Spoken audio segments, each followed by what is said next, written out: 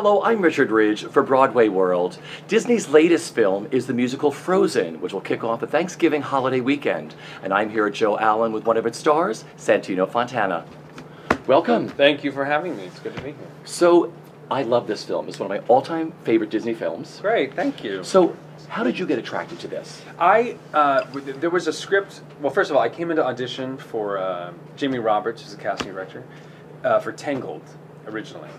And she really liked me for that, and she was the only one. And then, and then she had me come back for, at the time it was called The Snow Queen. And that was a different version. I auditioned for the role of Kristoff, who at the time was a tour guide to this small community. And then they said it was put on the shelf, it was over. And then it came back a couple years later, and this time they wanted me to come back. And the director, Chris Buck, remembered me. And he asked me to come back for the role of Hans. And then I came in and auditioned, and I sang, at the time the description was kind of Gaston-esque, but a little more heightened, or a little more royal. And so I sang I Am Pretty instead of I Feel Pretty. And and they liked that. And then, you know, it was a long callback process of like doing it over and over and over again, and then finally found out last summer, right after the workshop of Cinderella. So that was it. So when did you go in and start recording? Immediately.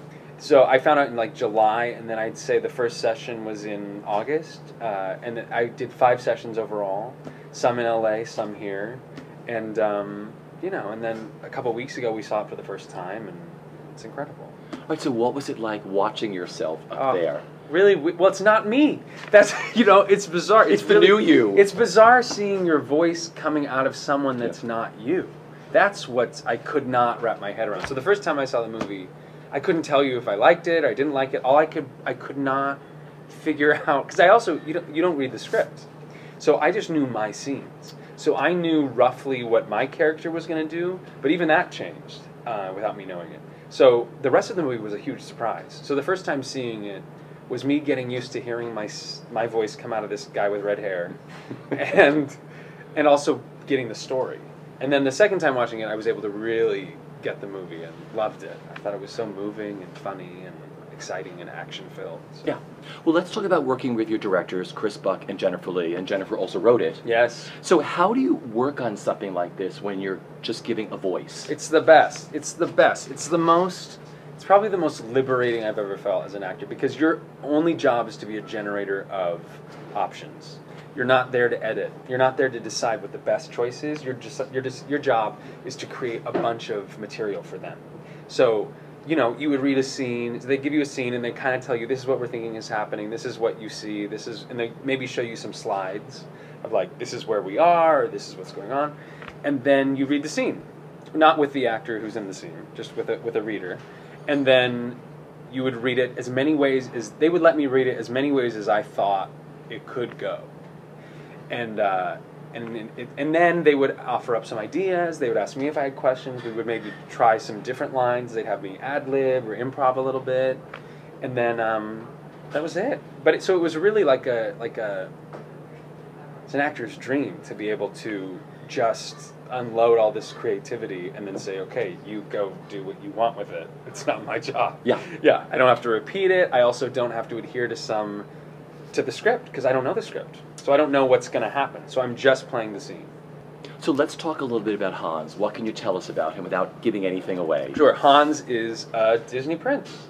He's a Disney prince. And he's looking for, you know, when he meets Kristen Bell's character, Anna, I think they really are almost looking at mirror images of each other. They both are royal, but they don't really fit in. They're both a little awkward. And they kind of find what they're needing, what they want. And then as soon as he falls in love with Anna, with this great song that Bobby and Kristen wrote called Love is an Open Door, then, you know, craziness ensues and danger happens, and then Hans kind of steps up to the plate to take over while Anna goes and finds Elsa, Idina Menzel's character. That's it. And then it changes in various ways. No one is what they appear to be in this movie, which is what I love about it. Yeah, let's talk about this beautiful score. Yeah. No, the book is, I mean, the songs are incredible. And Christoph Beck also did the underscoring, which is also gorgeous. But yeah, Bobby and Kristen wrote these really, funny, moving, catchy songs, which are great. I mean, when I heard "Let It Go," I was like, well, that's going to be sung forever. Every audition, you're going to be walking down the audition room hallways and hearing people singing that song. And I thought when we recorded "Love's an Open Door," and I recorded that with Kristen, I said this is going to be sung like at weddings and in karaoke bars. This is going to happen, and I think it's true. Yeah, it's a new, beautiful Disney song. Yeah. So you recorded that together? We did. She was like 8 months pregnant. I was in previews of Cinderella. Flew out at night. It was kind of like a crazy time period. And recorded it together because I think they wanted to make sure the keys were right and they wanted to make sure that we synced up on it right. And so yeah, I flew out there for like 8 hours, sang the song, and then came back to Do I Love You Because You're Beautiful.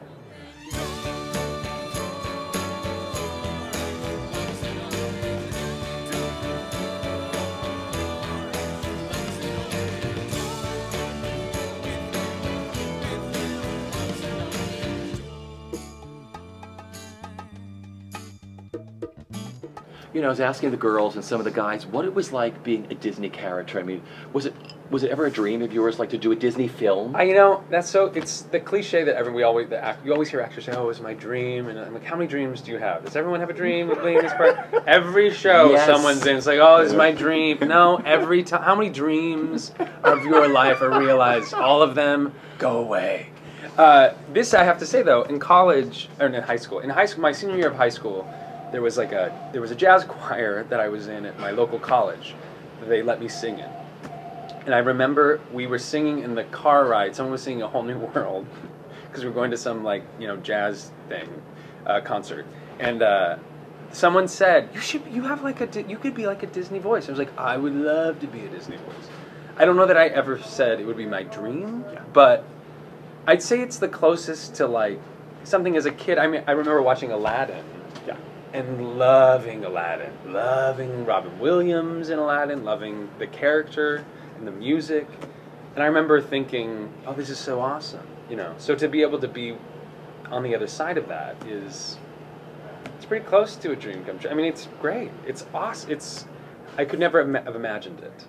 What I love about what Disney has done is they use a lot of theater, Broadway actors, performers to do the voices. Yeah. Do you think it's easier having that background?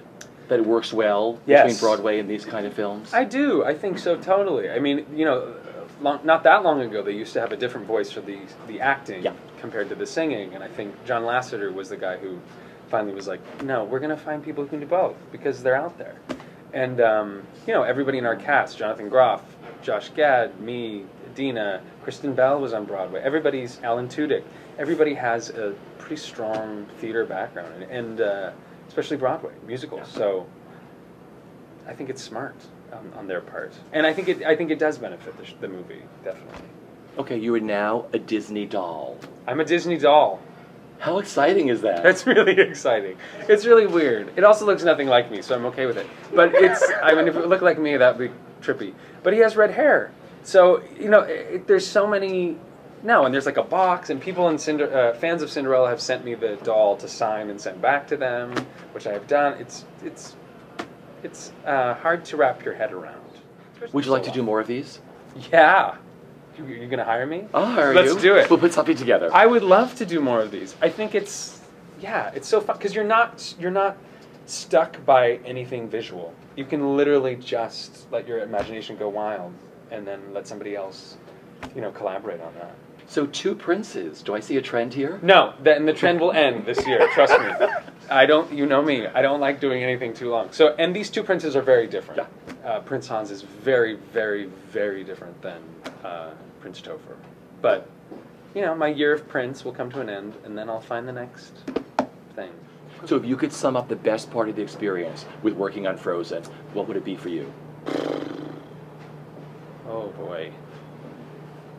I mean, I loved working with Jen and Chris and Peter Delvecchio, the producer. I loved that creative process. I think that was and then to be able to go away from it and be able to be surprised by this huge gift in a way that we've all been given because we're in it. and to be so proud of what it is. So proud to have been a small part of it. Because it's really, I mean, people's, you know, they focus on the act, especially at this time of the process. They focus on us as the performers and for our performances, but they're really the animators' performances. Yeah. And they took what we kind of, you know, we give a little idea, and then they, you know, make it into this work of art. And that's to be a part of that collaborative process is great. Well, it's a stunning film. Thank you for sitting with me on Thank your you day for off having and your me. beginning of your vacation from Cinderella. Yes. And we'll see all of you at the movies. Frozen kicks off on Thanksgiving weekend. For the first time in forever, I'm dreaming of. Be the good girl you always have to. If we don't do something soon, we'll all freeze to death. Stop the winter, please. Don't you see? I can't. You know it all ends tomorrow, so it has to be today. Let's go bring back summer! I'm not leaving without you, Elsa. Olaf, you're melting. Some people are worth melting for. You're just maybe not right this second. Nothing's in my